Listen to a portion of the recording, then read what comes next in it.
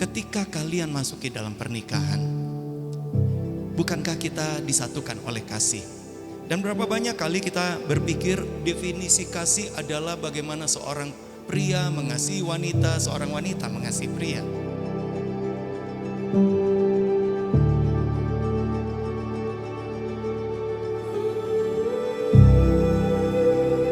Inilah kasih itu. Bukan kita yang telah mengasihi Allah, tetapi Allah yang telah mengasihi kita dan telah mengutus anaknya sebagai pendamaian bagi dosa-dosa kita.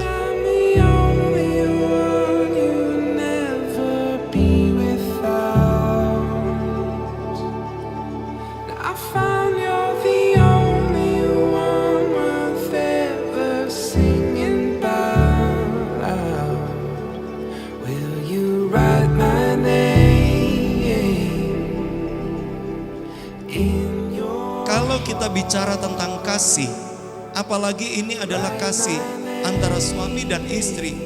Jujur, kalau kita mau andalkan kasih manusia itu terbatas.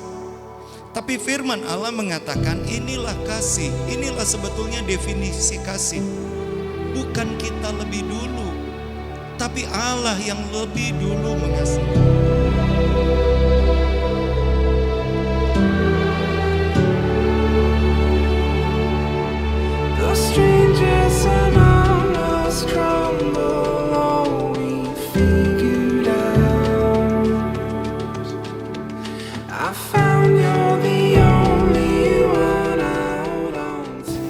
Hai suami, kasihilah istrimu sebagaimana Kristus telah mengasihi jemaat dan telah menyerahkan dirinya baginya. Jadi ayat ini mengatakan suami mengasihi istri seperti Kristus mengasihi jemaat, menyerahkan diri. Bukan, rasanya agak aneh, menyerahkan diri seperti Kristus. Kemudian di dalam 1 Petrus pasal yang ketiga ayat yang ke-7 mengatakan gini, demikian juga kamu hai suami-suami, hiduplah bijaksana dengan istrimu sebagai kaum yang lebih lemah. Hormatilah mereka sebagai teman pewaris dari kasih karunia, yaitu kehidupan, supaya doamu jangan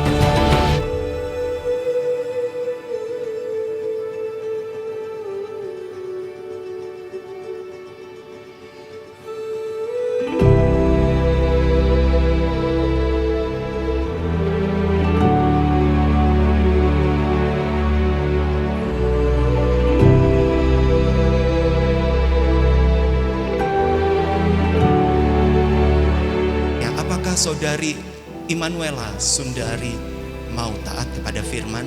Silakan dijawab. Ya, saya mau taat kepada firman.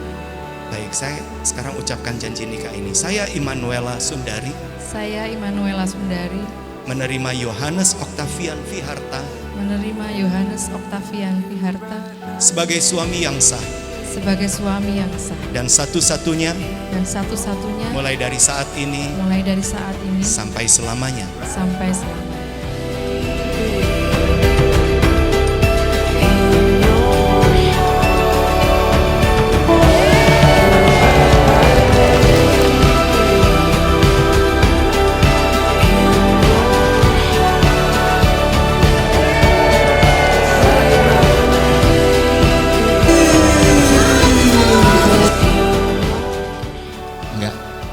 Allah masih beri kesempatan. Itu sebabnya kalau kita masih ada di dalam kasih Allah, ingat Allah masih beri kesempatan. Dan kalau kita mau tinggal di dalam kasih Allah, firman Allah mengatakan kasihnya bertambah sempurna. Biarlah Yohanes dan Sundari tinggallah di dalam kasih Allah.